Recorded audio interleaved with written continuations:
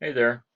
So, we're going to look at chapter 4 here, Growth and Crisis in Colonial Society. So this section is about family, cultural, social life. We're going to look at religion. Um, Pretty much right in the era, right in the decades right before the Revolution, right before the American Revolution. See, some of the important events we're going to look at is the Enlightenment. We're going to look at the Great Awakening, the Seven Years' War between France and England, maybe some land disputes, land, the idea of freedom that goes with land, and religion in all this. And those are all the different types of stuff we're going to look at in this chapter. So we're going to look at the years of 20 to 65, leading right up to um, right before people actually start talking about independence and things like that. So we'll start with New England.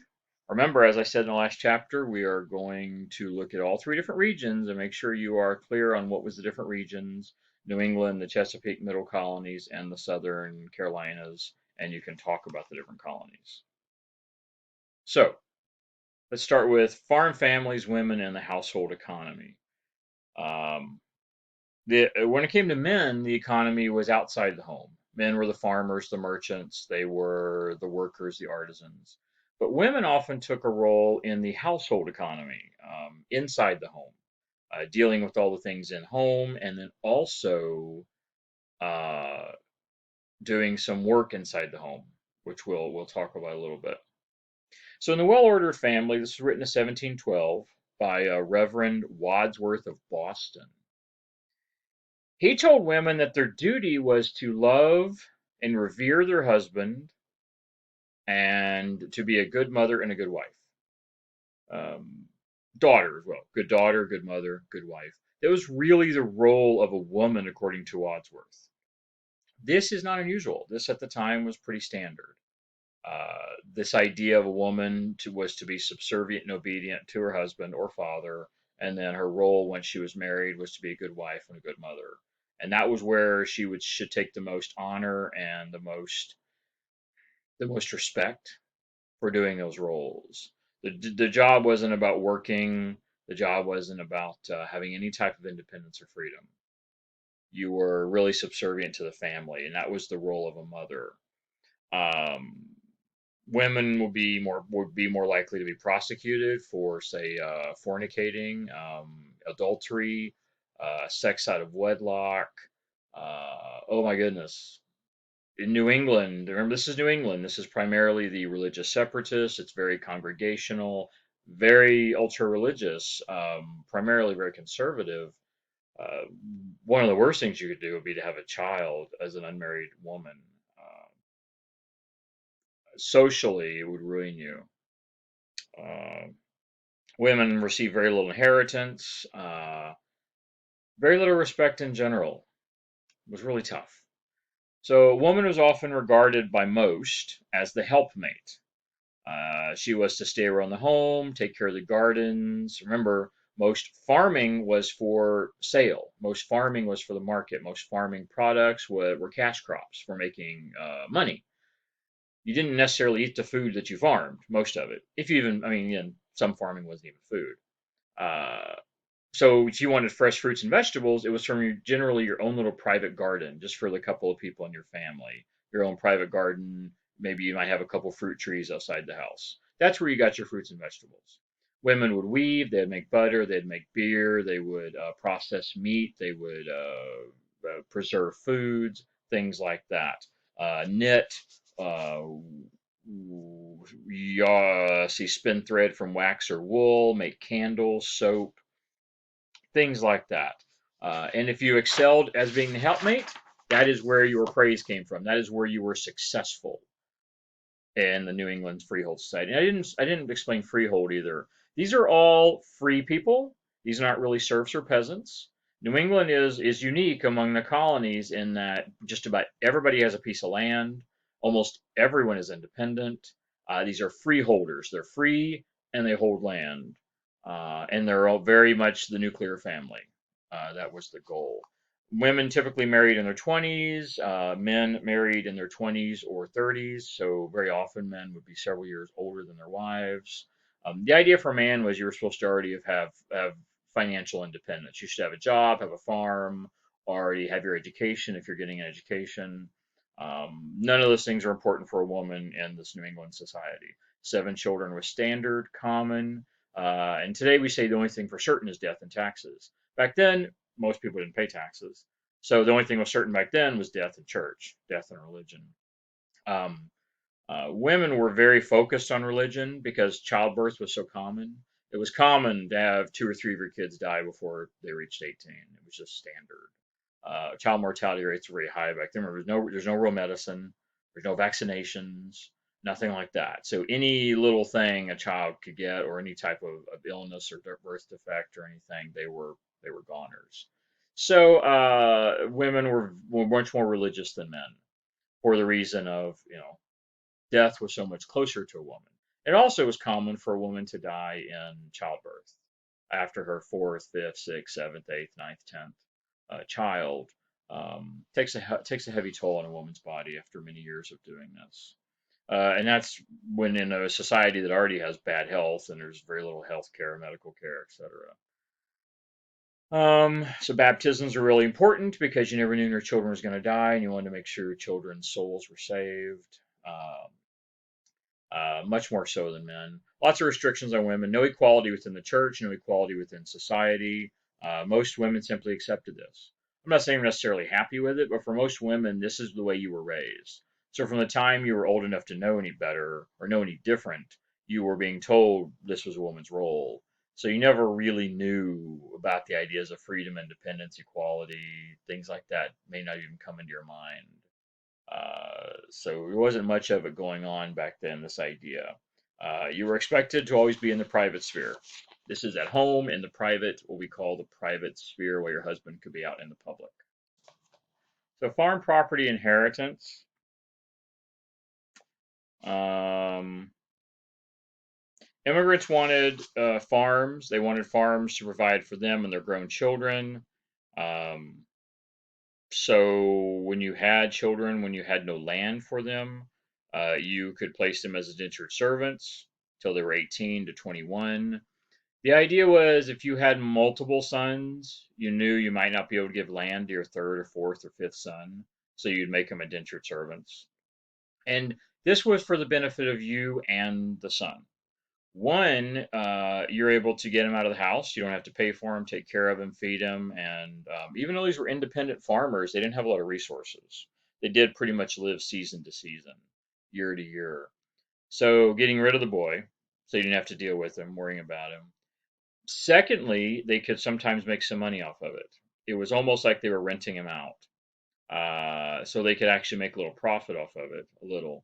And third, it gave the boy an actual skill. So when he became an adult, he would already have a skill. He might be an indentured servant or an apprentice for years. Then when he became 18 or 21, he could start his own life. Independent, he'd have money, he could have a job, he would already have job training, and he already would have a skill. And he could go out and himself try and start a family and so forth. So it was advantageous to all, generally. Um, Generally, someone who was landless poor, someone who was one of these second, third, fourth sons would hope they could work their way up the social ladder. And in many cases, it was actually common by the time they were in their 20s and 30s, they could own their own little piece of land and start their own farm. And then when they were 30-ish, start looking to get married. So this was the land of opportunity. The idea that is sometimes envisioned in early American history was anyone could come here and make it and be successful. Not true. Was it better than the rest of the world? Yeah. Statistically speaking, the number we generally use is about 50%. But half of all the people that came here were actually had opportunities to make a better life. And that was not the way in most places in the world. Most places of the world, especially Europe, 95% of people that were born poor died poor. There was almost no social movement in European society. There was in America for at least half the people. Even if half didn't really make it well and be successful, half did. And New England was certainly one of those places where you could work your way up the social ladder. Now, if you were rich, or if you had money, typically marrying 23 to 25, you didn't have to build up a farm. You didn't have to build up. You would go get an education of some sort, especially as a man. You'd go get an education, and then usually got married in your 20s, men or women, because very often you would inherit wealth. So you didn't have to go out and stake a claim and start a farm and work for years to build up a business to actually take care of a family. Here were you pretty much once you were out on your own, you were ready made to go out and start a family. What is wealth back then? The biggest factor in wealth back then was having a farm, farm equipment, and livestock. That was the idea of wealth in New England. It wasn't about having a big bank account, a big fancy house, lots of money. I mean, certainly there's some people that had that. But generally speaking, the idea of wealth and stability was farm equipment, livestock, meaning land, having land and the ability to work the land, and having the equipment to do it. Uh, we do see marriage being typically arranged marriages. It was based upon status. Much of this is rural. Much of New England is rural, so you didn't have a lot of choice. I mean, literally growing up, you might only meet two or three eligible people of the opposite sex your whole childhood. So it doesn't like you had a lot to choose from. And families usually arrange marriages. It was very common, that kind of stuff. Economic concerns really outweighed love. Love wasn't that much of a factor. It's if you've ever heard this phrase before, oh, you'll grow to love him. That's pretty much what it amounted to. Dowries were common. Dowries go back to ancient history. The idea of, in essence, you're bribing another family to take your daughter. That's what a dowry is. You're bribing another family, you're bribing another man to take your daughter off your hands. That's exactly what a dowry is. And so you give them a little bit of your property, a little bit of your livestock, a little bit of your money. Technically, it goes to the daughter, but as soon as she's married, under the laws of New England, it converts, whatever you want to say, over to the husband. So you give your property to your daughter, she gets married, and now that is the son-in-law. It's now her husband's stuff. And he gets to keep it too. If for some reason you get a divorce, which wasn't common, or she dies, it's his. It's his stuff now. Interesting stuff. If she died, some of the property would go to her children. Some of it would then revert to the husband or the husband's family. In essence, once she married off, she was actually part of another family. She was now part of her husband's new family. Interesting. Father's duty was to provide an inheritance for his children in both forms. One, the dowry, which is a form of inheritance, but I mean, it could literally be a little bit of money and a cow. I mean, the dowry could be very small, especially if you're relatively poor. But the father was supposed to give land to his sons, if possible. Supposed to give them some type of land. There's some things that would happen. First of all, you might simply go to the frontier with your family. Say your father couldn't give you land or couldn't give you much land. I mean, let's face it, you got 5 boys. What are you going to do? You can't give land to all of them. You would have nothing left to take care of, the rest of your life, to live the next 10 or 20 years of your life. So you can give away some of your land to your kids. If you have multiple boys, you might have to again apprentice them or give them indentured servants. But the other option was they could simply move to the frontier, which was always an option in this time period. You could always just go further west. So wherever your town is, look to the west, and a couple miles that direction is wilderness. Go out there and start a new village, start a new town, start a new farm, literally untouched land. Native Americans are out there, but no one seemed to care about that. And they had never improved the land. Native Americans didn't really do anything with the land. So many of these forests were what we would call primeval, meaning they've always been there. They've been there since the beginning of time. There's these forests that, short of forest fires, may have never ever burned down or never been cut down. Probably never. So, you want to go to the frontier and literally you versus nature, that was an option for a lot of people. They didn't have a choice, frankly. A lot of them really had to do it. So, and now we'll move down to the next section, which is economic growth, social inequality. And we'll start here with, I think generally we're going to talk about New York and New Jersey in this particular. New York, New Jersey, both these places became very diverse, certainly as opposed to the other colonies. Now, the most diverse colony at this point, I think in the last chapter, I was talking about Pennsylvania. New York and New Jersey are probably the most diverse. If we're going to look at all three, we could say all three. New York, New Jersey, Pennsylvania, all very diverse. The reason New York has greater diversity, it's due to the population. New York quickly becomes a massive population. Just not long after the revolution, New York is already up close to 1 million people. So the reality is, you go from a time period here where in 1700 New York had 100,000, 1765 it's 500,000, by 1800 it's 1 million. So the diversity there is simply because of the massive population. If you actually look at all the different religions and different ethnicities, Pennsylvania is just as much. It just doesn't have nearly the number of people. So honestly, they're all incredibly diverse. These are all part of these middle colonies: New York, New Jersey, Pennsylvania. They're all part of these middle colonies. Connecticut, all this middle stuff here. So 100,000 people, 1700, 500,000, 1765. Tenancy. Tenancy is where these are tenants. It's where, a lot of students, you rent, you pay rent. That's a tenant. That's someone who's a tenant. As opposed to New England, where just about everybody owned land. Now, these are not your typical, like we think of as renters. Some of these are large farms. These are big farms with lots of people, lots of employees, but they're actually rented. They're not, or they're rented or given leases, long-term leases, like lifetime leases. But you don't actually own the property. Who owns the property? These large proprietors we talked about in the last chapter. These very first men that would come over and actually create the colony, write the charter. The king would sign the charter, and you created a colony. Some of these areas, literally a dozen men owned everything. Like a dozen families owned almost all the land. But there's still lots of other rich and wealthy and upper class people that come in. But they don't buy the land, they rent everything. So imagine someone living in a big fancy mansion, multi-million dollar mansion, but they don't own it. They're actually renting it. They rent the land and everything. But the leases are sometimes for their entire family for a lifetime. So it's like a 100-year lease. It's a strange thing. But this was actually became kind of common in New York and New Jersey area.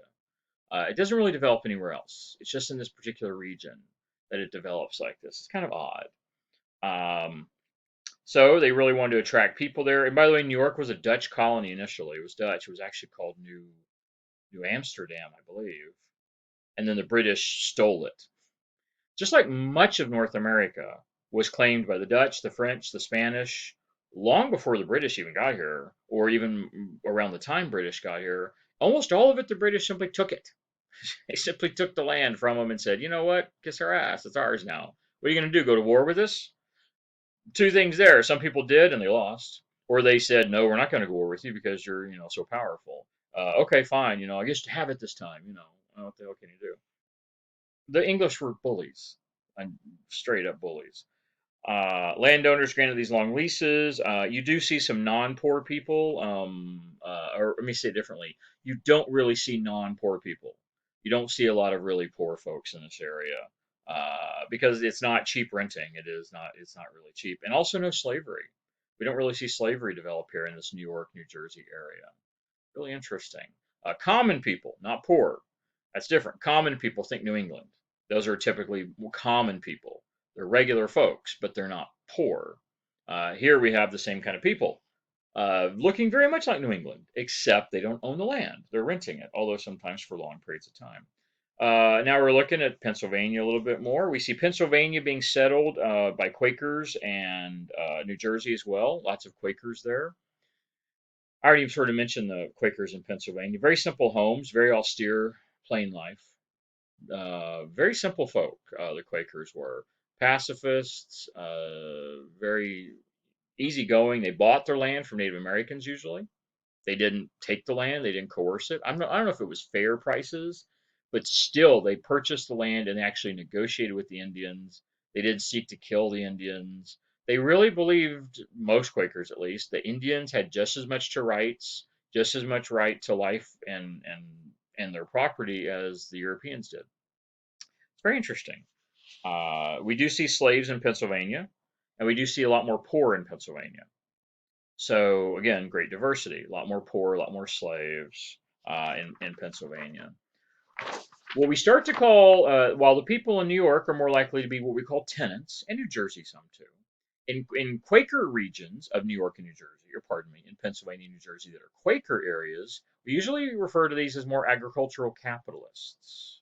Now, again, the Quakers didn't use slaves, but they did have farms that would have poor and laborers on them, just workers, just regular workers. We see landlords, we see storekeepers, we see speculators, we see increasing numbers of people that come in from the early 1700s to the mid 1700s. Remember, we're talking about almost a 50-year period here. This is 20 to 65, almost 50-year period. So initially, Quakers. By 1765, the Quakers are outnumbered by most of what we call these agricultural capitalists, which have come in for the purpose of opening up farms and making money. They're not here for independence. They're not here for freedom or religious persecution. They're here to make money. That's all it is about. They're here for profit. They run these farms like businesses. So it's like a slave plantation, but without slaves. Even though I have this on the slide, slaves, there's a handful of slaves. It's a small part of the population. Slavery never really took hold in Pennsylvania or New Jersey. So there's a few of them, but still, it isn't. The majority is just poor white workers, poor immigrant workers. So it's sort of like a slave plantation, only with poor whites. If anything, that's evidence that that whole argument, that whole Southern argument of our economy is going to collapse unless we have all the slaves. Well, you know what? Many other states do just fine with poor white workers, and they get along just fine. So there you go. Um, your slave argument. There's just so many holes in the argument for slavery and the whole slave economy. Just doesn't hold water. It really doesn't. We see increasing social divisions here in this area. As more and more people come in, the diversity increases. We get more and more rich, middle class, and poor. And a lot of the land is owned by these agricultural capitalists. It becomes very clear who is rich and who is poor. It becomes a very distinct society. Truthfully, this looks very much like slave society without the slaves. It's poor whites doing all the work, same kind of work. And this again is why I say, in many places, being a slave and being just a poor white farmer, or not independent farmer, wasn't much different. Food, clothing, lifestyle, the job you did, working all day long, slaving on a farm, whether you were white or black, it was tough. It was rough life. It was miserable, frankly. Um, and poor whites, were often treated pretty badly. They could be treated badly. They could have fines levied against them for the smallest crimes. Um, it was tough. Landlessness and crime really sort of took off in Pennsylvania and New Jersey, and well, New York too, after the mid 1700s. When you have a large number of people, over 50%, that are landless and they're poor, and they're simply slaving away for someone else's profit, someone else as agricultural capitalists, it is really almost like a sort of like a factory situation only in the field. You have rich and wealthy business owners and poor workers everywhere. What do they have to live for? Unemployment is pretty common. Homelessness is common. Um, Ultimately, it becomes very much like it was back in England. England, which is full of poorhouses and workhouses and has thousands of people in London just homeless on the streets, crime, poverty, violence, indentured servitude, which there in itself is almost a dead end. Many people never get out of indentured servitude. You're supposed to do a certain number of years. Many people never make it. They either die, or if they do make it, they don't get what they're promised. Or the smallest things you do, they can tack on time. You take off a day of work when you're not allowed to, and they'll tack on an extra month. So, I mean, um, for many people, this was simply dead end. It really was. It was rough. This was probably the worst place to be in the colonies if you were poor. In the north, there just wasn't that many poor, and most people had land. And in the south, due to that whole whiteness, blackness, that whole racial inequality thing, the upper class whites sort of took care of the poor whites. They sort of catered to them a little bit. Much more likely to have charity, things like that in the south, in the slave economy for the poor whites. So here in the middle colonies, if you were a poor white, you were just screwed. You didn't get land. The rich didn't care about you. They weren't worried about some sort of uprising. It was probably the worst place to be if you were a poor white. Um, Was tough. It was really tough. Simply not enough to eat, not making enough money. A significant percentage of the population, 10 to 20%, were homeless or unemployed at all times. Yeah, very interesting. The outwork system is one way you might try and make a little money. This would be where out of your little home or your little place you lived, your little shed or cottage, you might try and make some stuff at home, make clothing, make tools, something like that.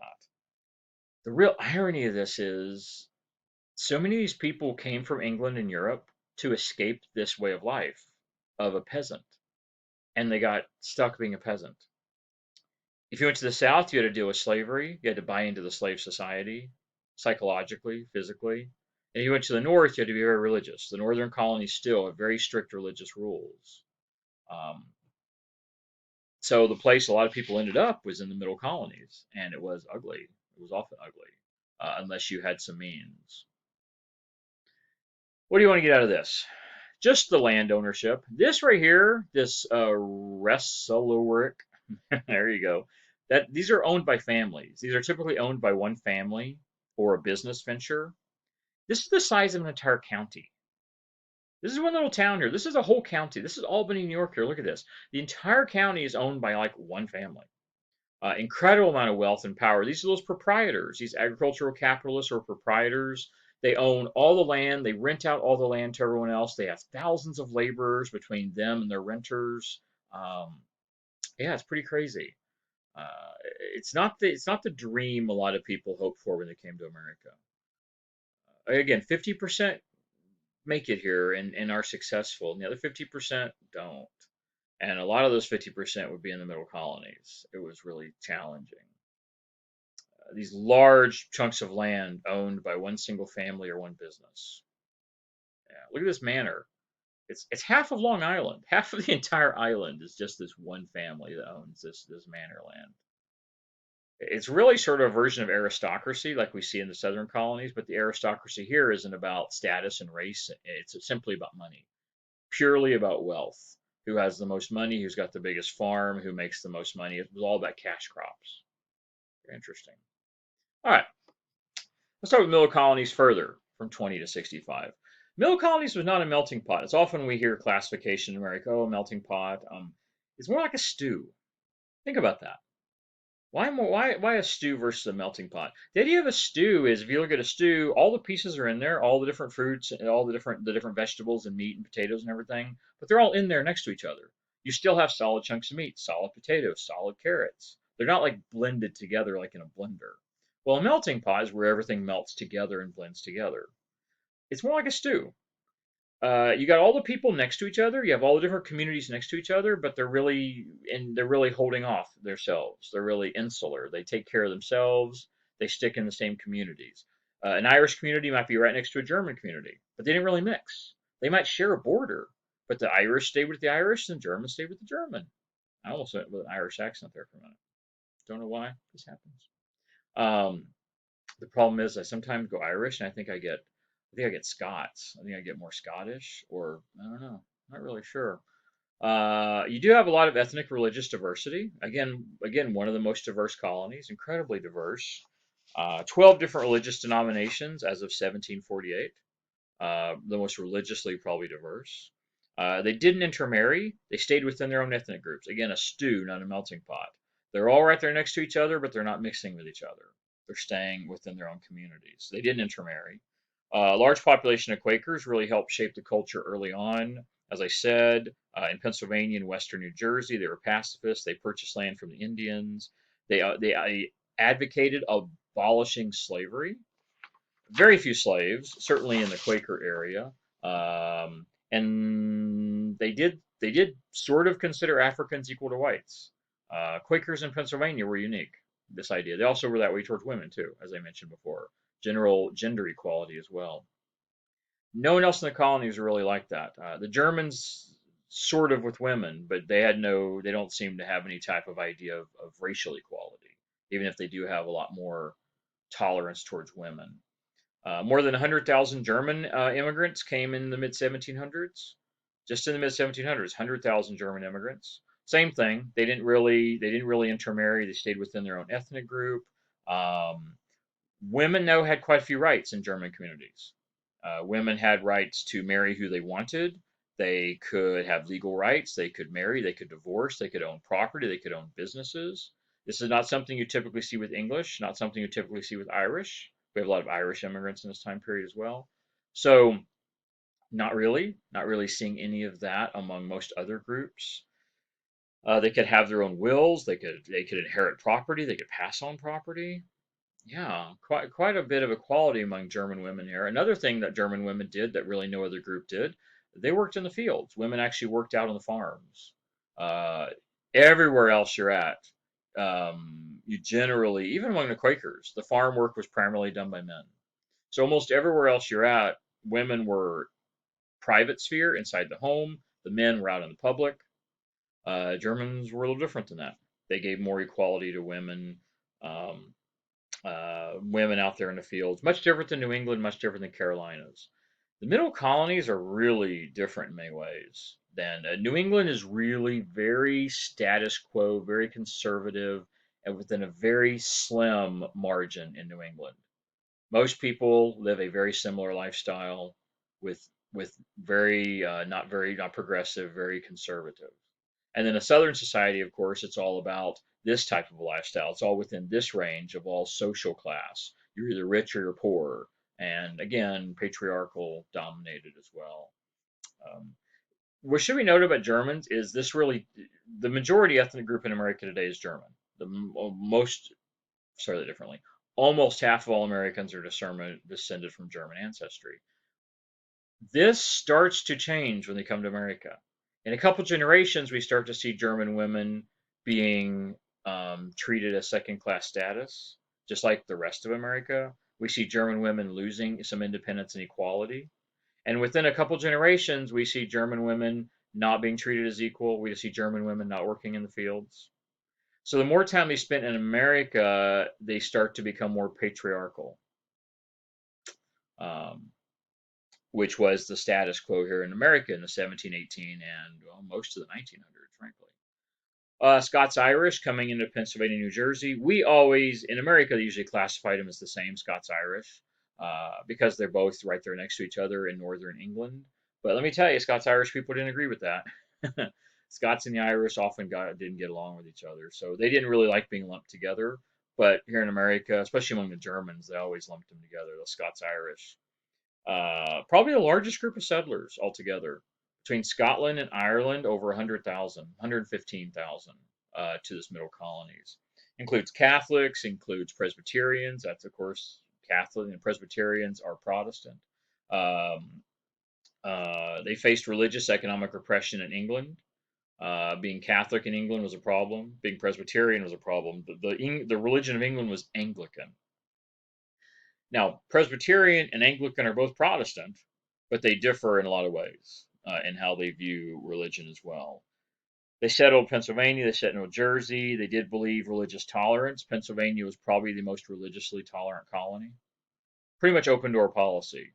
Uh, Almost any kind of religion. You could go to Philadelphia and find churches of every type in Philadelphia. It was certainly, yeah, almost certainly it was the most religiously accepting and tolerant of all the colonies was Pennsylvania. There were so many different ethnicities and religious beliefs and different nationalities.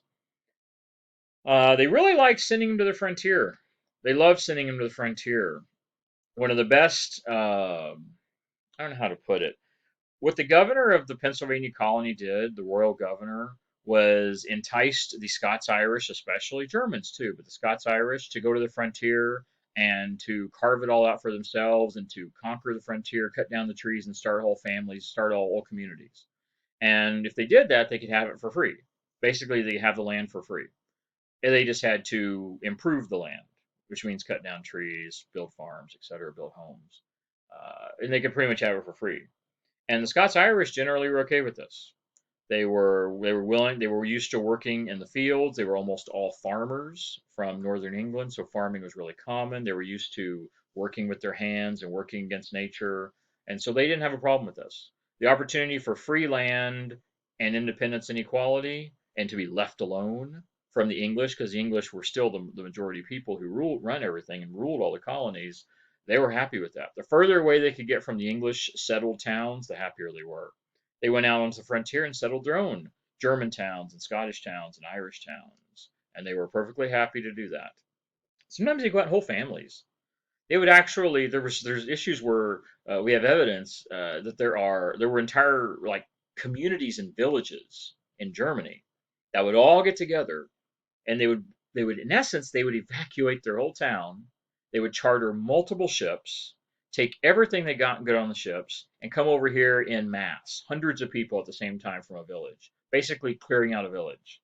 And they would bring their entire community over here, and they would go out to the frontier and just start all over, all independent, all free, away from any type of religious persecution, any type of a political upheaval, and start a whole new life in a whole new world. Very interesting. So you can see here, you see Germans as the largest single group, but when you put the Scots Irish all together, they're a larger group. 100,000, 115,000 ish, 120,000 Scots Irish. You still have English settlers, 50,000 English. You have Welsh, which is really England, 30,000. Another 6,000 of others. So in this time period from 17 to 1780, you're looking at what, 350, just 350,000 settlers, all to these. This is all the colonies. This isn't just the middle colonies, although the largest group comes to the middle colonies. That's where we see the most people coming to. It's interesting. Um, the the language you some here in modern times about, we need to limit immigration and we have too many immigrants coming to America, and why do we don't want immigrants coming here? They're full of shit. Our entire country is built on immigrants. Literally every person in America is an immigrant or descended from an immigrant. Everyone except for one little group of people, Native Americans. That's it. Everyone else is an immigrant or descended from an immigrant. So this BS of, we don't want immigrants coming here. Immigrants are destroying our country, taking our jobs. Every generation is different. Our current generation, it's Middle Easterners or Muslims or Latinos, Mexicans. You know what? Our country is a country of immigrants. It's like that's what America is.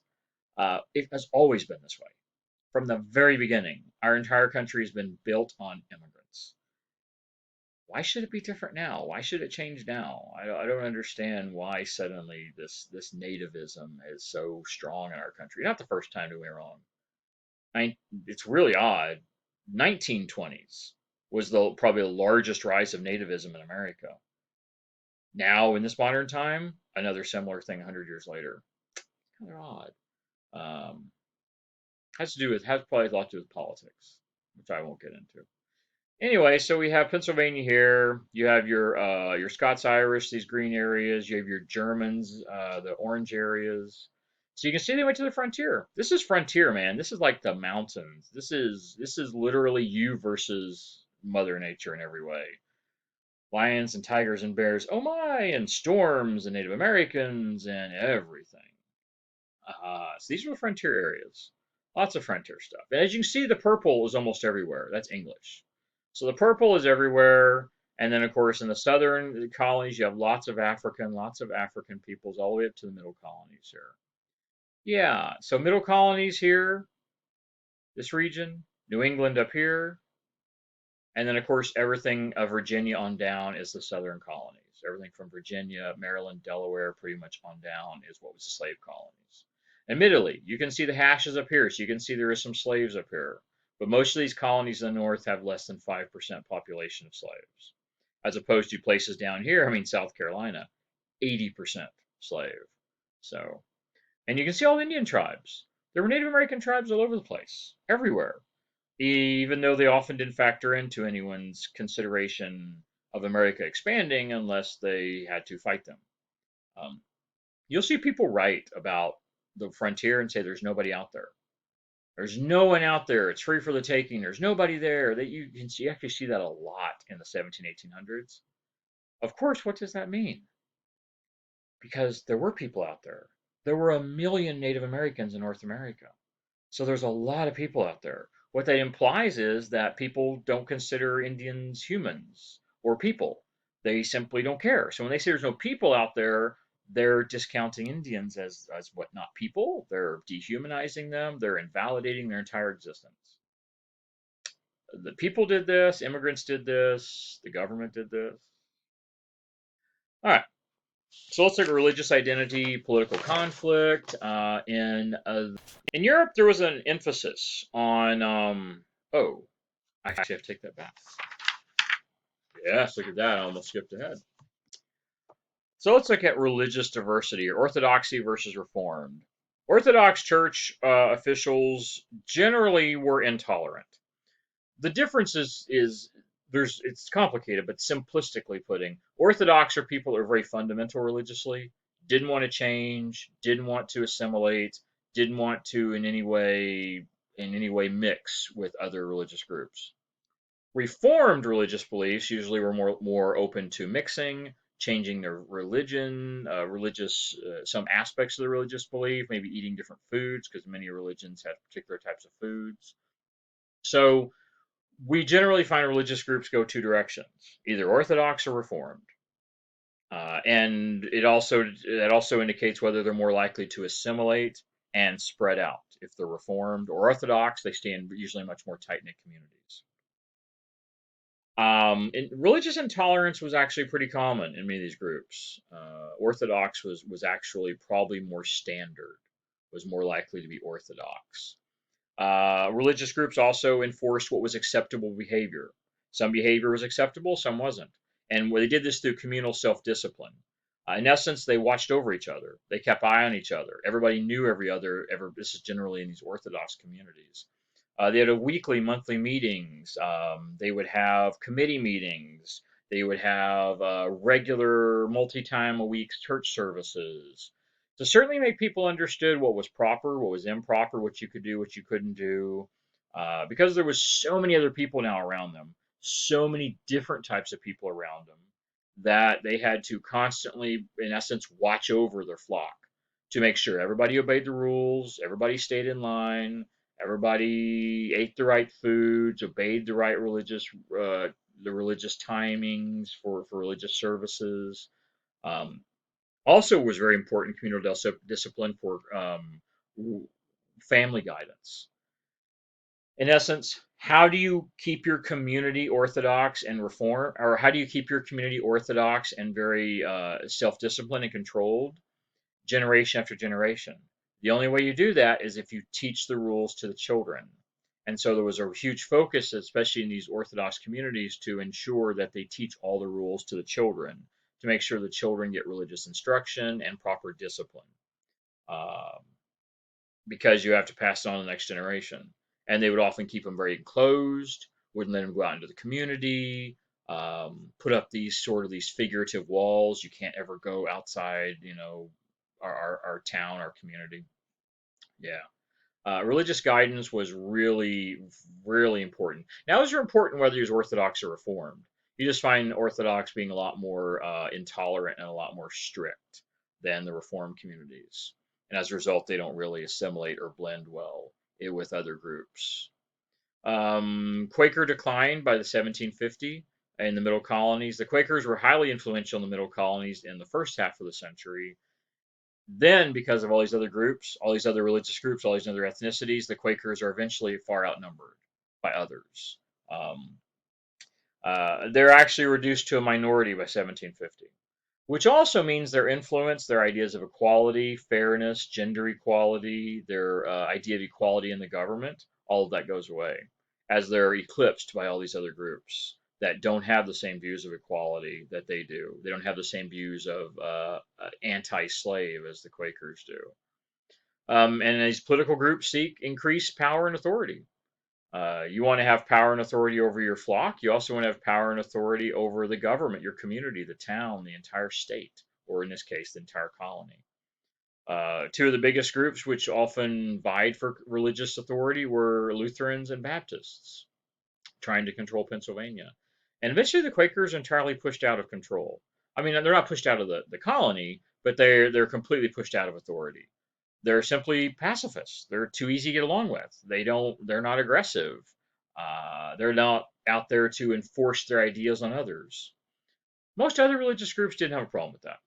Most other religious groups had no problem with enforcing their ideas and their strictures and their whole beliefs on other people, much more aggressive than the Quakers were. And they really want to control the colonies' politics. What you need to understand is what is one of the most important things you control if you control the politics and the laws? You control the land. You control who gets land, tax revenue, taxation, property rights, stuff like this. And of course, Indian policy. A lot of people had a real problem with the Quakers' Indian policy. Most people didn't want to pay the Indians for their land. They didn't want to treat the Indians nice. Why would you pay someone for something when you can just take it by force? And you would say, well, in today's society, that's illegal, right? It's against the law. It's improper. Back then, the majority rule, the majority view was just take it. No one's going to stop you. No one's going to, you're not going to go to prison for it. You're not going to get fined for it. England had no problem taking Indian lands. So the general idea of the government is take whatever the hell you want from the Indians and who gives a shit what they want. Just take it. If you have to kill them, just take it. And so the fact that the Quakers didn't want to do that is another thing which really put them out of disfavor. I mean, you want people to spend all their money buying land from Indians when they can simply get a gun and go and take it from them, and it's perfectly okay legally? No. Yeah, they had a big problem with that. So the Scots Irish are very aggressive. Lutherans, Baptists, very aggressive, and generally the diversity of Pennsylvania just fades away. Pardon me, sorry, that's the wrong way to put that. The idea of equality, pacifism, anti slavery, all that sort of goes away by the late 1700s. Pennsylvania doesn't become a slave state. But we do see slavery increase. We do see the number of slaves increase in Pennsylvania. We see the number of homelessness and poor increase, and we do see increasing violence between Indians and settlers as the settlers simply start to take everything by force. And the Quakers, by 1800, the Quakers have lost all control of Pennsylvania. They have no authority in Pennsylvania anymore. They're outnumbered 10-1 by other groups. So it's interesting how it began and then how it fell apart. Uh, you can see here all the different religious, look at all the different religious groups in this. Anglican, Congregational, Lutheran, Presbyterian, Baptist, Roman Catholic, Jewish. Then you have Reformed Dutch, Reformed German, Reformed French, Reformed Quaker. I mean, you have all these groups, and the biggest concentration is right here in Pennsylvania. Very, very popular with many people to go there. It is sort of um, this dumping point for everyone else who doesn't want to be up here in New England because of the very religious rules, who don't want to be part of slave society. So they all up in here. New York, New Jersey, Pennsylvania. They all appear in the middle colonies. It's interesting. All right. Now we're going to move to Enlightenment. Woohoo! Enlightenment's kind of fun. So Enlightenment comes from Europe. It is this idea. Um, okay. So why in America? Why does it come here? Well, most things in America were borrowed from Europe. Our entire culture. Again, everyone in America right now who's come here as a settler almost entirely is from Europe. So we borrow everything: their culture, their religion, the Enlightenment, their socio-political structures. I mean, almost everything that we have in America is simply copied off European models, and maybe sometimes changed, but it all comes from there. Well, this emphasis on human reason and human logic, in essence, brain power versus spirituality, is what's called enlightenment. And the people come over, they bring it with them. They bring these ideas with them. It was appealing to lots of people in the cities, certainly appealing to urban artisans, skilled workers in the cities who usually had better money, better jobs, usually better educated folks, from the merchant, from the planter families, wealthy families. This is really appealing to the notable families and above, top 20%, top 30% of the population. Educated, notable, more money, more independence, more freedom, and especially in the cities. Most rural people were still incredibly religious. This is a counter to religion. It really is. It's a counter to religious beliefs. Much of it is based on the 17th century ideas of Copernicus and Newton. There was lots of other people. These are really the first scientists in the Western world. These are really the first scientists, people like Copernicus and Newton from the 1700s. Um, they, like Copernicus, that the Earth traveled around the sun, as opposed to the sun, as opposed to normal Christian theology, was that the Earth was the center of the universe. Well, Copernicus proved that the Earth actually was not. The Earth was just revolving around this massive sun, and that all those little dots in the sky that we see are just all other stars out there, and we're not the center of the universe. Some people probably still didn't believe it, but he generally proved it. Newton, of course, his laws of the universe, laws of and again, I'm not a scientist person, but his laws of science and laws of how the universe worked. All of this really undermined religion. In essence, if all these things are true and we're just one little speck in a massive sea of planets and stars, then we're really insignificant. And in truth, we are. In the grand scheme of the universe, existence of humans will mean nothing. Truthfully, I mean, the universe is billions and billions of years old. It's going to go on for billions and billions of years. Humans will come, humans will go away, and the universe will not be any wiser. We'll never even know we existed. That's the way it works. And as more and more people start to really understand how little we really are, and how much the church teachings don't really mesh with reality, it really starts to undermine religion. This never becomes, to be clear, it never becomes a majority view. Not in this time period do suddenly most people stop believing in God or believing and start believing in science and reason and logic. No, it's always a minority in this time period. But there's enough people that do it. There's enough people that start to talk about and really believe in this Enlightenment idea. 10, 20% of the population. That's still a lot of people that really talk about it. These were often referred to what were called natural philosophers. I don't know when we first started using the term scientist, but generally speaking, the first scientists were referred to as natural philosophers. Philosophy usually has to do with human society and human culture and human societal norms. Well, this is the philosophy of the natural world, natural philosophy. They used research, they used scientific reasoning to study social institutions, and they often use this reason and logic to apply the natural rules of the natural world to human world. And I'll explain the simple process here, very simple. These four fundamental principles: that the natural world operates by law and order, by natural laws, and humans are reasoning, intelligent people that have a mind, they can use logic. And humans also, or let me say it differently, therefore, because the world operates by natural laws and reason, and then humans are reasonable, logical people, we can apply the rules of natural logic to humans, and you get a third step in this, which means humans have natural laws that apply to them, which are usually interpreted as natural rights. Um, Rights of liberty, rights of property, rights of equality, voting rights, equality, economic rights, things like this. And if you take all these together, the idea of the whole world operates by natural laws, humans are reasoning people that can use the natural laws to apply to humans, and therefore the laws apply to humans, and humans have natural laws and natural rights. You use all this together, and hopefully you make progress. The idea is society moves forward. By using all this together, we can move out of the dark ages of spirituality and religion and superstition, and move forward into the modern age of science and logic through progress and improve everybody's lives. That's the idea behind it, this Enlightenment thinking. And it does take off in America. It is popular. Never a majority thought, but it does have quite a few adherents to it.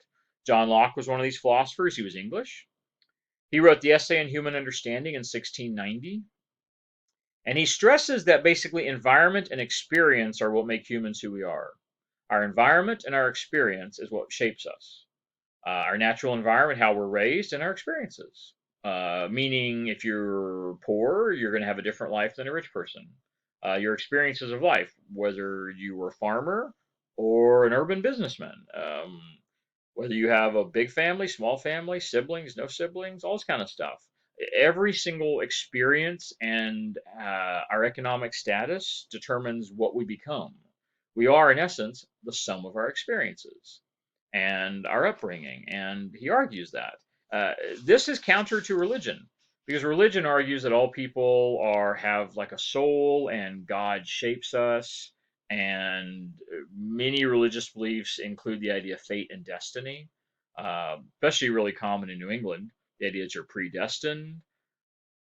John Locke's argument says no, there's no such thing as fate. Every one of us has a different outcome, and we make our lives what they are as a result of our own decisions or how we're brought up. So a lot more independence and freedom and opportunity than is typically given in religious circles, religious views. You get to shape your own destiny as opposed to it being shaped by some type of supernatural force or God or something like that. And this is often possible through education and training and thinking using logic and reason. And that was one of the things that allows you to really be successful in life. Another aspect of his essay concerning human understanding is change. He says people can change based upon their experiences and learning and knowledge, meaning you don't always have to follow the same rules all the time, that society changes and evolves over time. He also wrote two treatises on government around the same time period, around 1690. Very revolutionary. He argues in this that the power of our society, the power of our government, does not come from God. It comes from the people. In other words, the people give the power to the government to rule us. And the government only rules with the consent of the people. You're familiar with some of this stuff. Some of this, a lot of this, John Locke is incredibly influential in our Constitution and Declaration.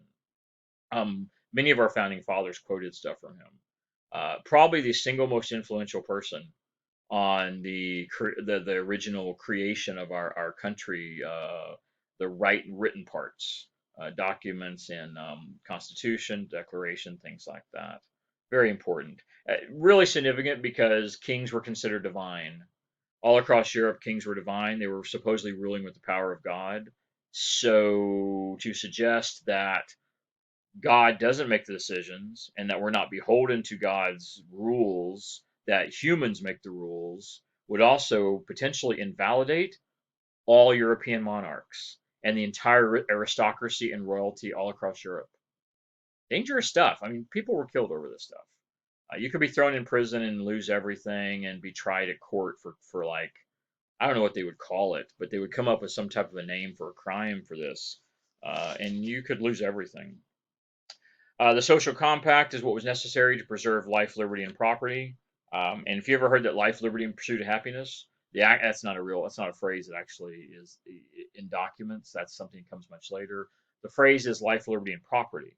But you must understand owning property was happiness because you couldn't be happy if you didn't own property. That was a general idea because property indicated family, status, independence, freedom. So life, liberty, and property. That was your way to happiness and independence. And also the people through the social compact can change the government. King doesn't just get to decide everything because the king wants it this way and says do it because the king wants it. No, the people get to decide how the government's run, and the people get to decide if the government needs to change. Very interesting stuff. It really is. The social compact was really significant. It was really significant in shaping how our country was built. Enlightenment was certainly significant on our founding fathers. Ben Franklin, who was a Quaker, also really important. He was born in Boston. He was shaped by the Enlightenment. He was not shaped by the Bible, didn't really believe in religion exactly. He was considered himself to be a deist. In essence, God was a bowler, that God created a bowling ball. God walked up to the lane and let it roll and then just let it go. God created everything and then just let it go its own way. Um, we're on our own.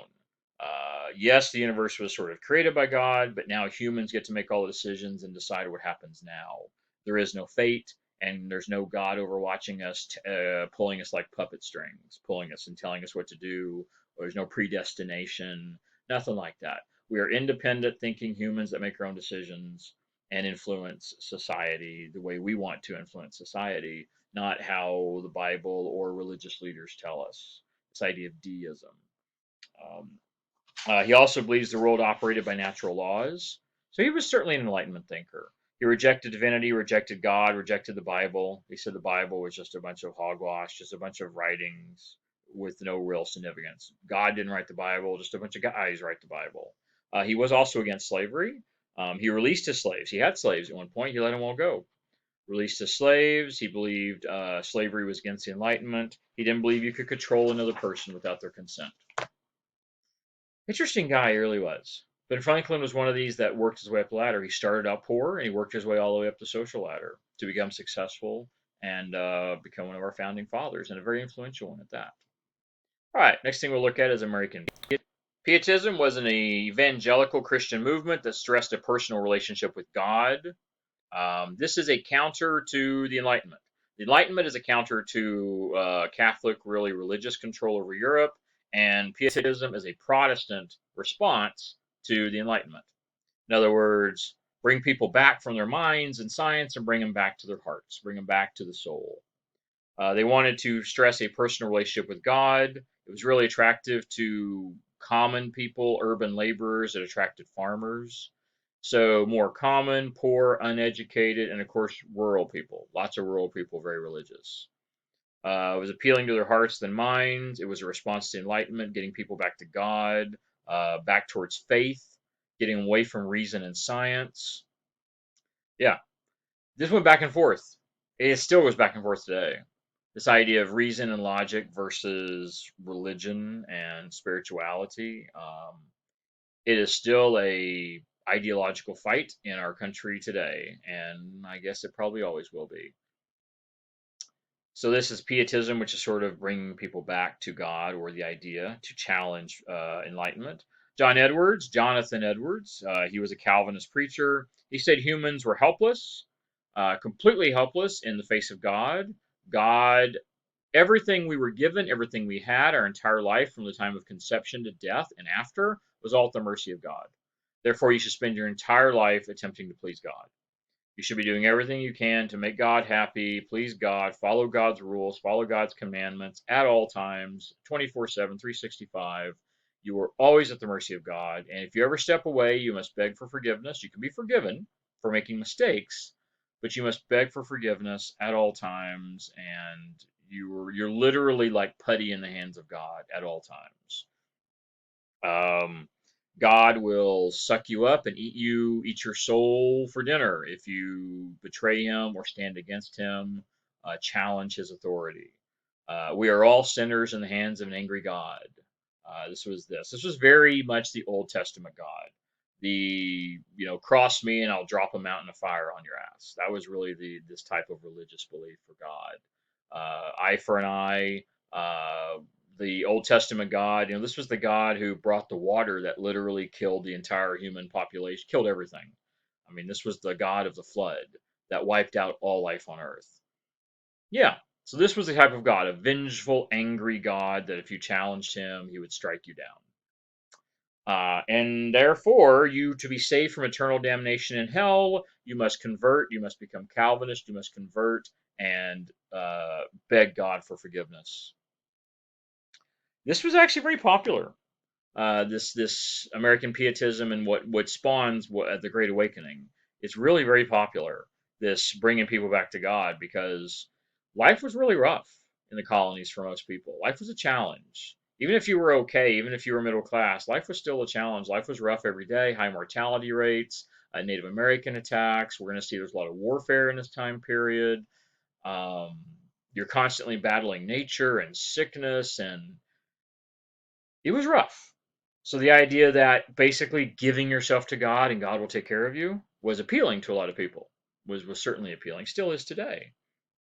George Whitefield, I believe his name was George Whitefield. He's the one who really gets this what we call the Great Awakening. It's based upon the principles of Jonathan Edwards. That God is a vengeful God, an angry God, but that God will take you and take care of you and nourish you and protect you if you completely give in to God. Give completely into God, and God will grab you in his embrace and he will take care of you as one of his chosen people as long as you completely give in. And the Great Awakening is really what comes out of this. This thing that really starts around 39. It spreads all across the colonies, literally from north to south. You can see aspects of this Great Awakening. Someone like Whitefield would go around and speak from memory. He would give these sermons that would last hours. He would preach from the Bible, all from memory, and about the power of God, the need for salvation.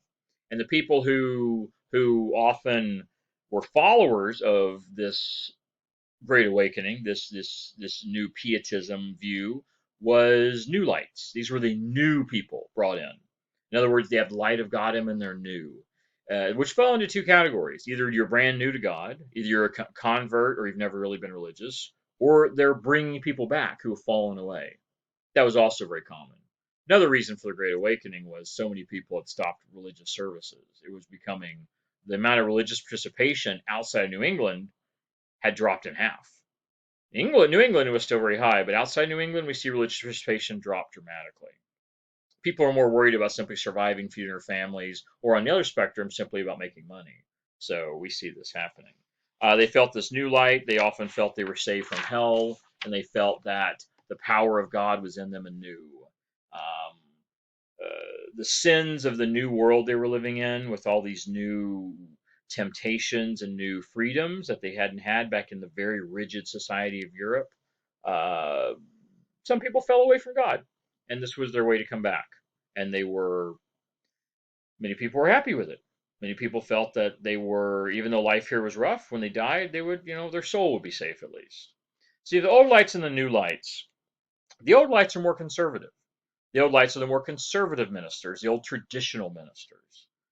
Um, they condemn the New Lights church services. New Light church service are very controversial.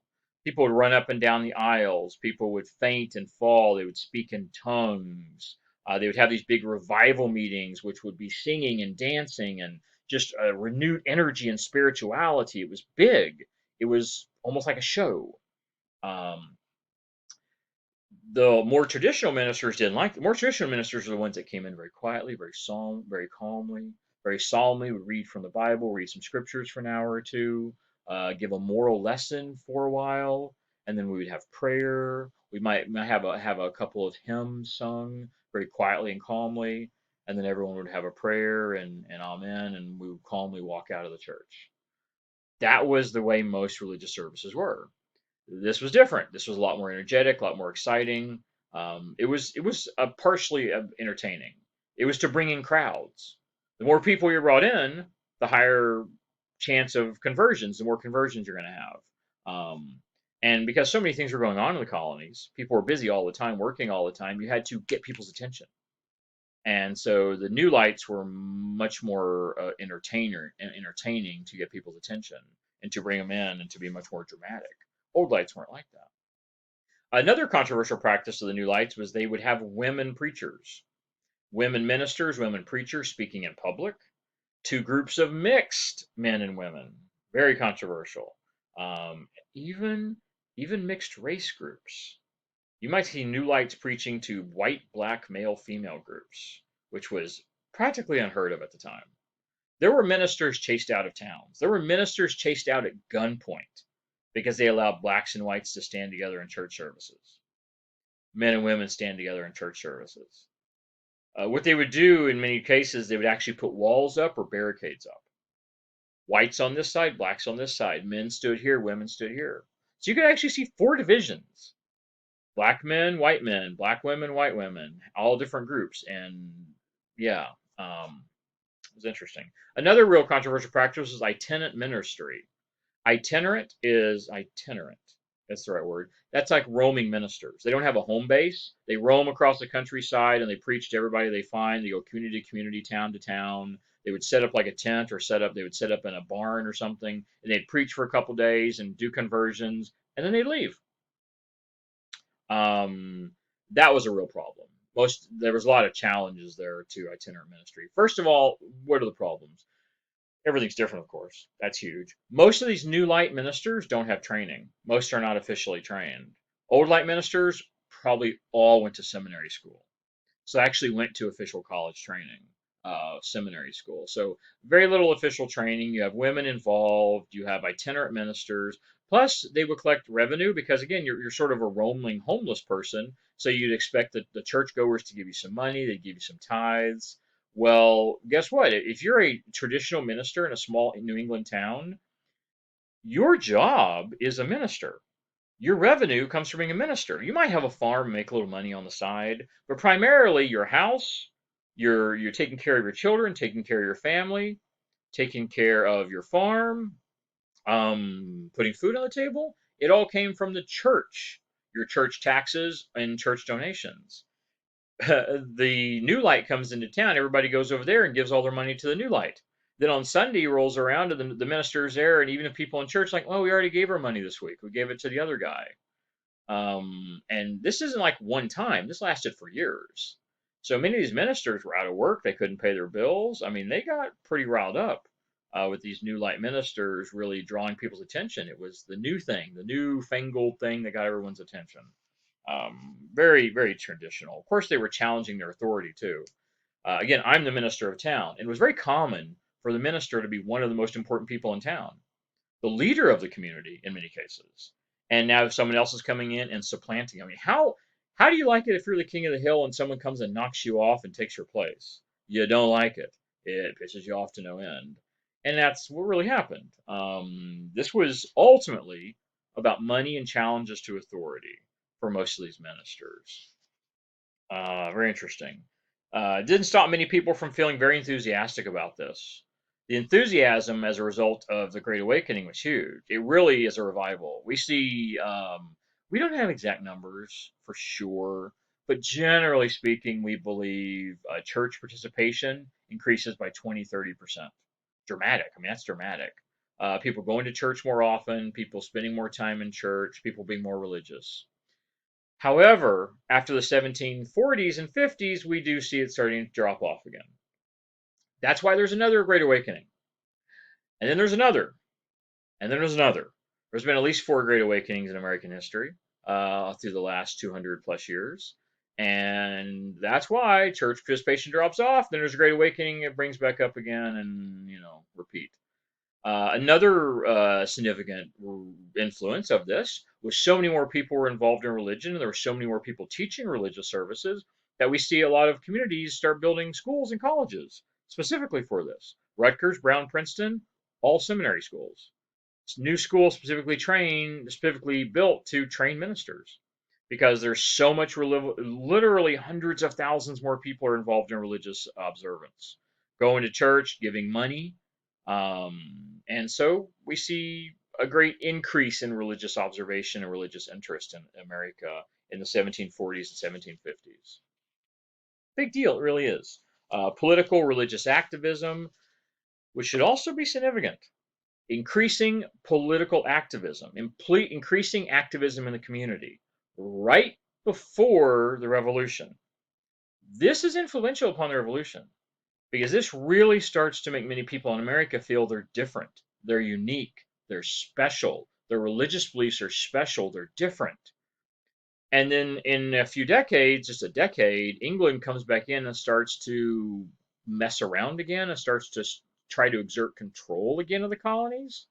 And many people had felt this idea of religious and they felt very justified in their beliefs and very justified that they were right in their socio-cultural beliefs. And it also increased simply people feeling they should be more involved in their community, taking care of the families, taking care of their neighbors.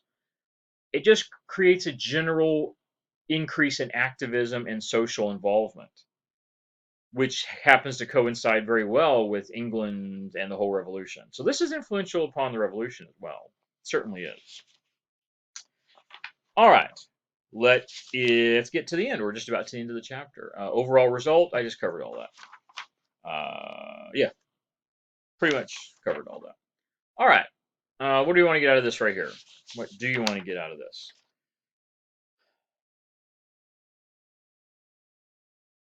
Well, look at it for a minute. What does this mean? This increase in number of churches. What's the significance of it? Just think about it for a minute. You go from 1700, 1740, 1780. Increase in church participation means you have to build more churches. You have to have more communities. You have to have more money. We have a lot more people going to churches, therefore they're giving more tithes and donations. So you have all of that. So for all the more people going, but you also must consider a lot more people come into the colonies. So you see hundreds and hundreds here, maybe even like 2,000 more churches. But you also have increasing immigration. But the number of churches increases far greater percentage-wise than the population. There has to be a reason for that, and that is the Great Awakening. The number of churches increases 3 times faster than the increase in population. Therefore, from 1740 to 80. Therefore, there has to be a cause, and the cause is thought to be the Great Awakening. Which this is in essence concrete proof of the Great Awakening's effect. Number of churches increasing at a much higher rate than the population increases, implying many, many more people are going to church out of nowhere, which means the Great Awakening. So this is probably the most concrete evidence of the Great Awakening's effect. All right, let's look at the war, the French and Indian War. All right. This is really what gets the ball rolling for the American Revolution. Specifically, this has nothing to do with the revolution. Do not confuse them. This has zero to do with the revolution.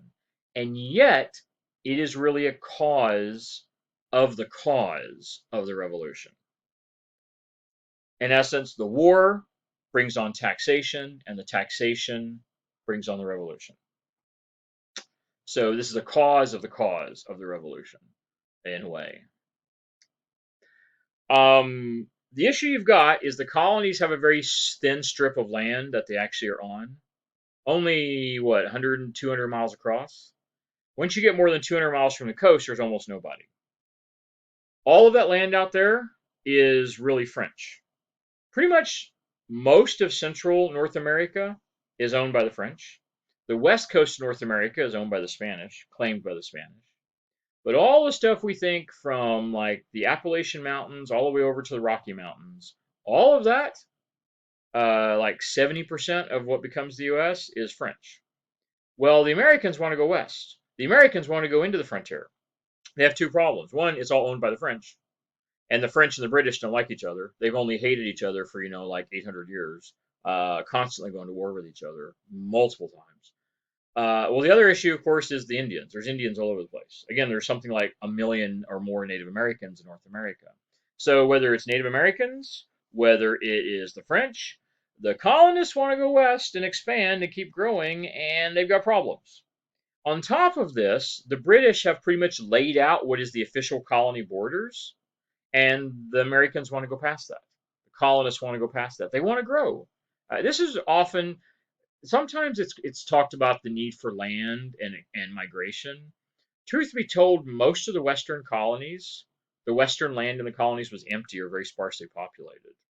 This was about claiming land for future revenue.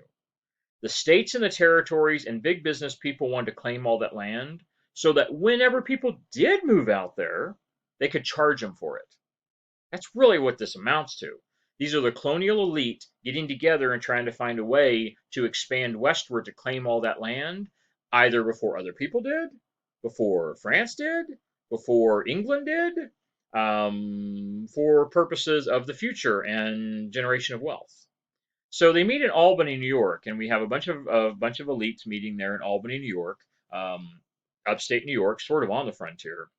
And they meet and they discuss and they talk about what to do about the French, what to do about the Indians, how to get all this land. And they're very controversial. No one really knows what to do. A plan is put forth, actually proposed by Ben Franklin, called the Plan of Union. Simply put, the Plan of Union talks about the Congress, creation of a Congress, and this Congress would be a governing body, and this governing body would actually manage trade, Indian policy, relations with the French, defense of the territories, defense of the Western colonies, all of this stuff. Sound familiar? That's a government. That is what the United States does eventually become. This is turned down, and it's voted down by the people at the Albany Congress because they say, well, a couple problems. One, that's what the British do. We're all British colonies. The British are supposed to negotiate with the French. The British are supposed to deal with the Indians. The British are supposed to deal with trade and policies, et cetera, et cetera. It's the British. I mean, we're British colonies. Why are we debating, in essence, ruling ourselves when we're not really able to do that? We're all part of England, really. So the Plan of Union is turned down. Ben Franklin's effort fails. war seems imminent. That we're going to get into a war conflict with the French because the British have no interest in working with the French. That was another reason for this idea of the Plan of Union. We wanted to negotiate with the French, maybe even buy the land from them. The British had no interest in doing that. The British were always looking for an excuse to go to war with somebody because they usually won, and when you win, you get to take some of their stuff. And why again, it's almost like that issue with the Quakers in Pennsylvania. Why would you want to pay for Indian lands when you can just take it? England the same way. Why do you want to pay for the land in North America from the French when we could just go to war and take it from them? That's the English answer to everything: guns. Soon it becomes our answer too. So the plan of union fails. It's important though because it in essence is the first plan for what will become the United States. It's the first idea. So a war hawk is a general term for anyone who wants war. So the war hawks went out. There's no negotiation with the French. They want war. They communicate this back to England, and England says, "Okay, let's do it." England generally agrees to go to war with France over the central North America, the expansion of the colonies. England realizes this is advantageous to them for several reasons. One, they can get all this land without having to pay for it. Two, the more the colonies expand means the more money England makes because the colonies are a cash cow for England. Revenue, trade, taxation. Again, there is taxes. It's limited, but there is some taxes. England doesn't see a drawback to that. And the third reason, England can get a hold of land of the French not in North America. They might take land from the French in South America, Africa, Asia, Southeast Asia. They might take lands from the French all around the world. So this could be a real big win for the English. And they can justify it because the colonists want to go westward and they're butting right into French territory, so the British do this. Well, England gets their war with France, another one. They get this, and ultimately England wants to control most of the continent. Fighting begins around 1756. Begins around 1756 with England vowing to destroy France's ability to compete in the world stage economically. This was about land and money. Pure and simple, land and money. England was going to destroy France's ability to compete against them economically, globally, in trade, which was where the most money was generated at the time. Most of your revenue came from global trade. England was global, France was global, so big money. So this is a war. Now we call this French and Indian War because that's what happens in America.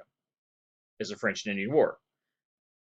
Don't be confused. It makes it sound like the French and Indians are fighting. No, the French and Indians, pardon me, the French and Indians are allies against the British. In North America, it's the French and Indians against the colonists. All those colonists we've been talking about, the British colonists. So the French and Indian are allies against British colonists and against England. And war begins. Now, this is what we call this in America. In England, it's referred to as the Great War for Empire, and sometimes referred to as a 7 Years' War. All the same war. French and Indian War, 7 Years' War, Great War for Empire, it's all the same. All the same conflict, just goes by different names. So make sure you're clear on that. I'll come back to this. This gives you an idea of the colonies right here on the East Coast. The blue, all this is French. So to go westward, you're going to run into Indians, you're going to run into French, you're going to end up in a war with France. England said, okay, let's go to war with France. So England could claim this territory and stop France's claim on North America. So England could continue to expand in North America. And then, of course, England could knock France down a notch and also take other territories from them all around the world. Yeah, this was a win-win for England, assuming they won. It was a win-win for them in every way. Well, so you got the French and Indian War. England had all the advantages. I mean, really, they did. England controlled the commercial, the military strategies of the war. They had all the advantages. They had a huge army. They had lots of money. They had global colonies. They had a massive navy, the biggest in the world. Stunning successes. They acquired territories from France. Well, Spain jumped in as well on the side of France. Well, England kicked them too, kicked their butt as well. Ultimately, multiple countries join in against England. England beats all of them. England was probably the most powerful country before the 7 Years' War. After the 7 Years' War, hands down, they were globally the most dominant country in the world. That little bitty island, little island, they were defeating countries 10 times bigger than them. It's all about money. Massive amount of money and a massive population of poor people working in factories making all the goods they needed.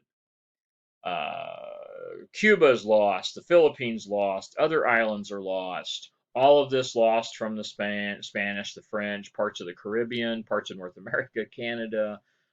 It is a total disaster for everyone else. England just wipes everyone off the table. They do incredible. It's an incredible win for England. Um, really makes them the number one player on the world stage. Eventually, the war does end in '63. England controls Canada, most of North America. They owe lots of other islands in the Caribbean and Southeast Asia. Yeah. Interestingly enough, this is not a war fought in Europe.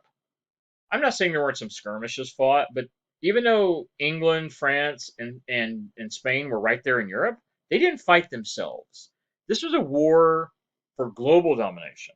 They didn't invade each other's countries. They didn't try to conquer each other's countries. This wasn't about that.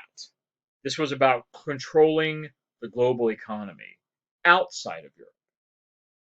That's what this was really about. And England did quite well. Um, Eventually ends with the Treaty of Paris, which there's been many treaties of Paris. That's how it finally concludes, this Treaty of Paris, giving a great deal of territory to England. And pretty much, don't get me wrong, France and Spain are still in the global economy. It isn't like they were gone completely. But England gets a much greater share and comes to dominate the entire global economic system. They become the big dog in the global economy. Well, fearing that what England just did, remember the French and the Indians were together. The Indians got nothing out of this. They lost. Fearing that now that the British have won and the British are winning and are going to take over North America, the Native Americans are scared. They believe they're going to lose more land to the British colonies.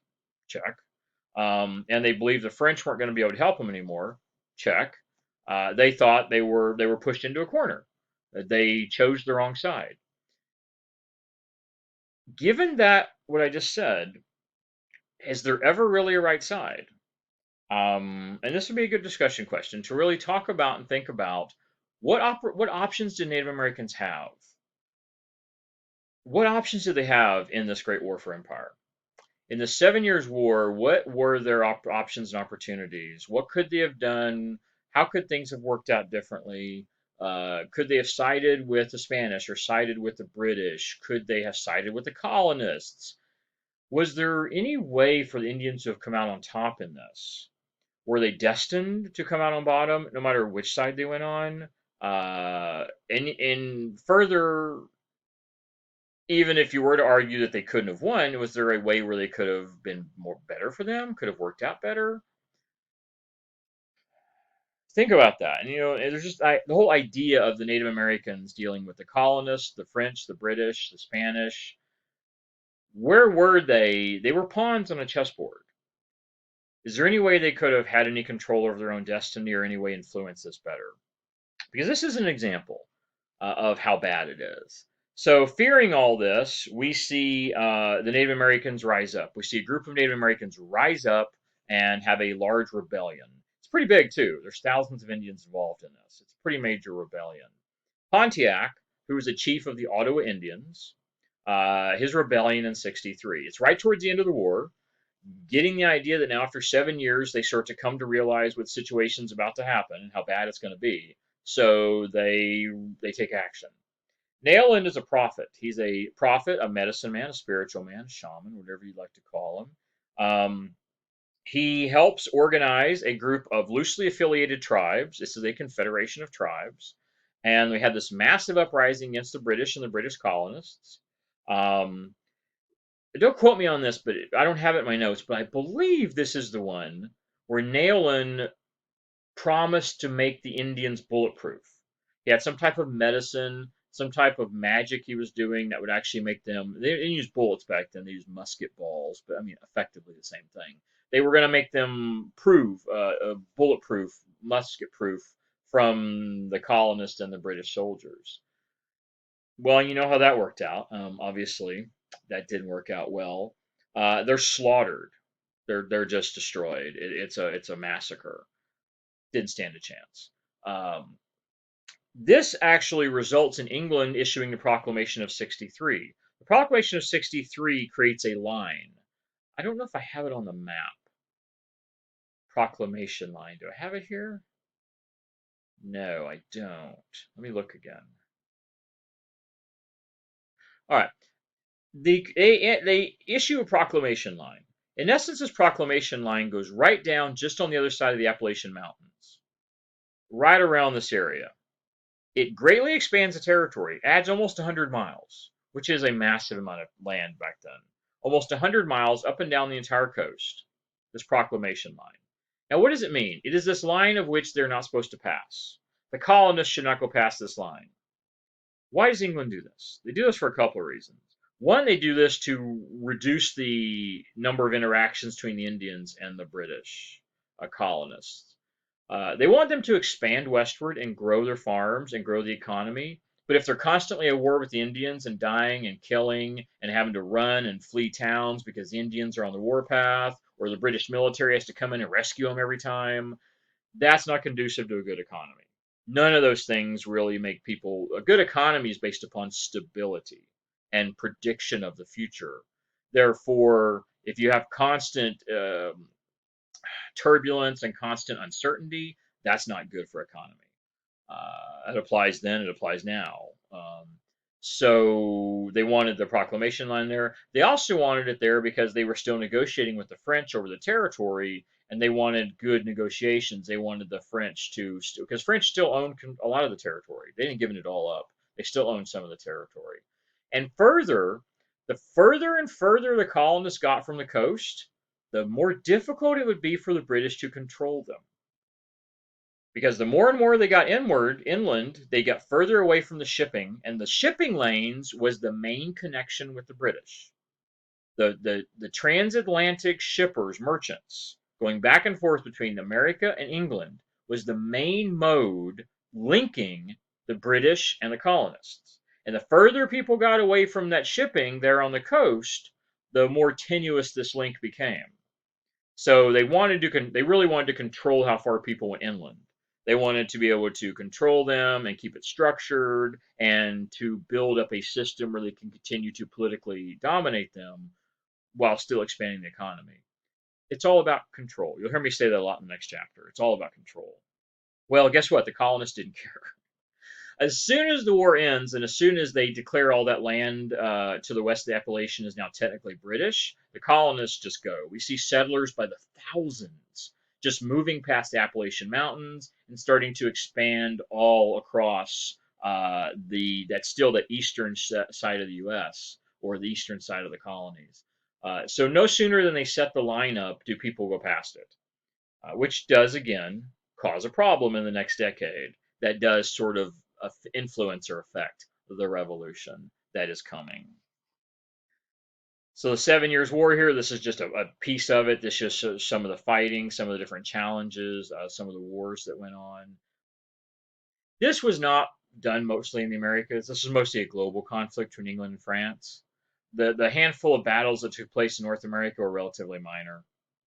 A couple dozen people die here, a couple dozen people die there. I mean, any death is tragic, but on the global scale of warfare, from Europeans, where they would have wars where 1 million people would die, this is really pretty small scale stuff happening in America. Uh, but Americans are the ones that really got this started. Now, England is the one that did it all, but the American colonists are the ones that really wanted this conflict for westward expansion, growth of the colonies, land acquisitions, and England agreed, thinking it was in their best benefit. Ultimately, it might have backfired because this is a cause. The war is a cause of the revolution. So this might have been a big mistake. Nonetheless, you know what they say: hindsight's 20/20. Nothing you can do about it now. All right, that's the end of the chapter. Peace out, take care, and we'll see you next time.